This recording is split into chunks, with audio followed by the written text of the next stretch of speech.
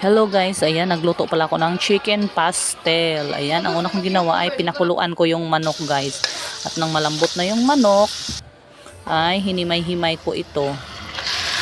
Ayan, tapos ayan o, hinimay-himay ko na yan. Tapos nagisa na ako ng sibuyas bawang dyan at nag-brown na yung sibuyas bawang. Inilagay ko ng yung manok na hinimay guys.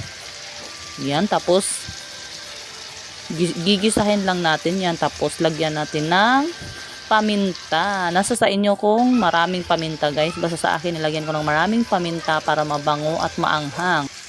Tapos nilagyan ko rin ng oyster sauce. Hindi na ako naglalagay ng seasoning guys kasi may oyster sauce na. Tapos naglagay rin ako ng soy sauce dyan. Yan, nasa sa inyo kung damihan nyo ng toyo. Medyo maraming toyo yan guys kasi gusto ko maalat-alat. At naglagay din ako ng chicken broth, yung pinakuluan ng manok. Kunti lang naman nilagay ko guys. Ayan, hinalo-halo ko pa yan kasi wala pang suka. Ayan, halo-haloin lang natin ng bahagya yan.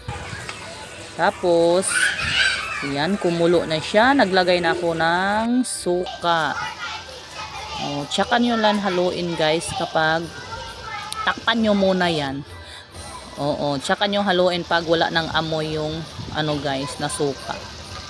Tapos nilagyan ko rin ng sili para medyo maanghang yung chicken pastel namin guys. Napakasarap pag maraming sili. Ayan, naluto na nga. Kita nyo yung mantika oh.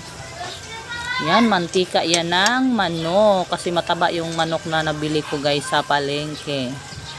Yan, nasa sa inyo rin kung damihan nyo na ng sili. Basta ako, konti lang nilagay ko kasi yung anak ko kakain rin. Ayan, naluto na nga. Inilagay ko na sa ibabaw ng kanin. Dahil wala kaming gulay, nag-slice ako ng pipino dyan para may gulay naman. Ayan, napakasarap. Bilog na bilog yung kanin. Tapos na sa ibabaw yung chicken pastel. Ayan. Nilagay ko na sa plato yung ibang ulam guys. Maraming salamat!